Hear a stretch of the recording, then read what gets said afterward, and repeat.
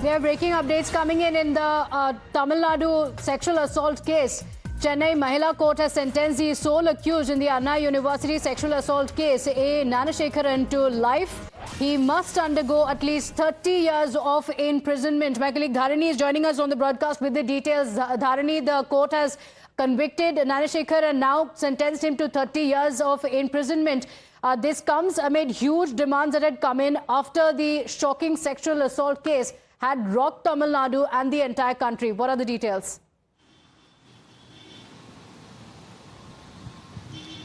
Earlier, the Chennai Mahila Court had found Gnanasekaran guilty of all the 11 charges levelled against him. And today, while pronouncing the quantum of a sentence, Judge Rajalakshmi has sentenced Gnanasekaran to life imprisonment. He must undergo at least 30 years of imprisonment is the judgment. So apart from this, a fine of rupees 90,000 has also been pronounced. So definitely it is a very significant judgment as far as Tamil Nadu is concerned, because on December 23, 2024, that is 6 months back, a second-year engineering student within the Anna University premise, she was allegedly sexually assaulted by Gnanasekaran when she was out with her friend.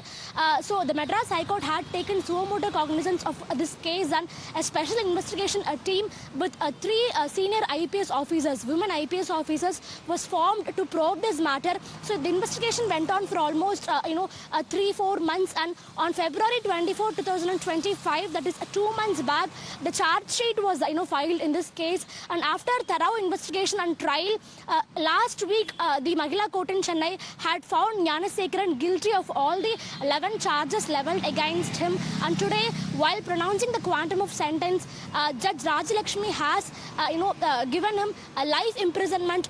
The sole accused Gnanasekaran in this case, he must be undergoing at least 30 years in prison, and he's also he's supposed to pay a fine of rupees 90,000 in this case. So definitely a very significant judgment. This matter was becoming all the more political, because when this incident came to light, pictures of Gnanasekaran with senior DMK leaders started doing rounds on social media. So after these pictures started doing rounds, the opposition parties in Tamil Nadu, that is the ADMK and the BJP, they levelled severe allegations against the DMK government. They told that the DMK government is trying to shield Gnanasekaran because he is close to some of the top leaders, that the police department is compromising its action. That was the allegation levelled by the opposition parties against the police department and the ruling DMK government.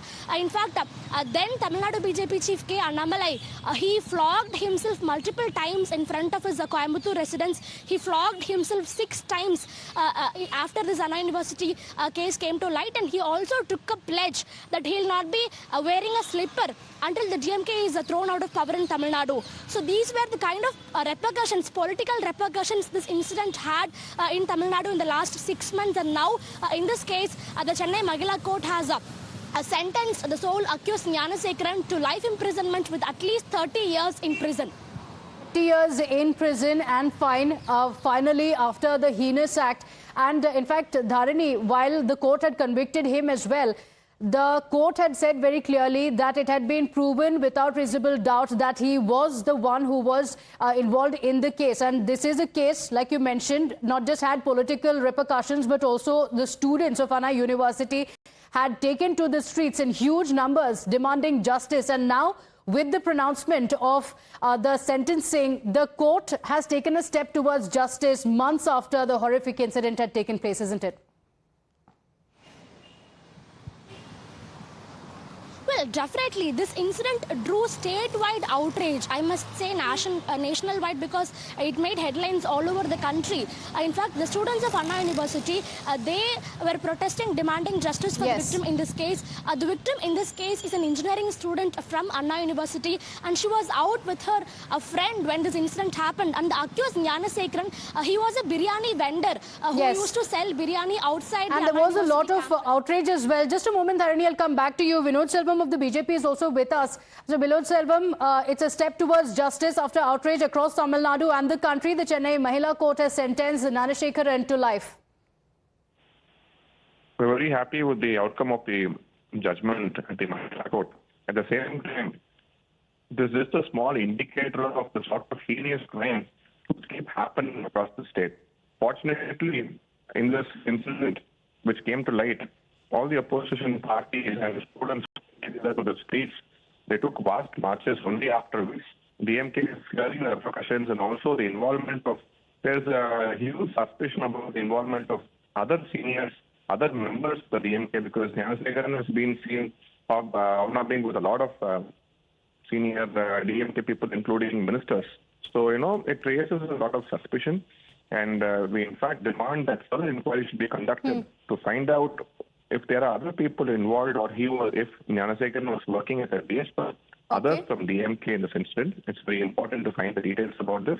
But at this point, we are happy with the outcome of the court. And we also want the same kind of justice in Annanagar and several other instances across the state. Okay, all right. Vinod Selvam, thank you for joining us. The BJP saying that whether there is any link to the DMK or not should also be probed, welcoming the pronouncement of the sentencing.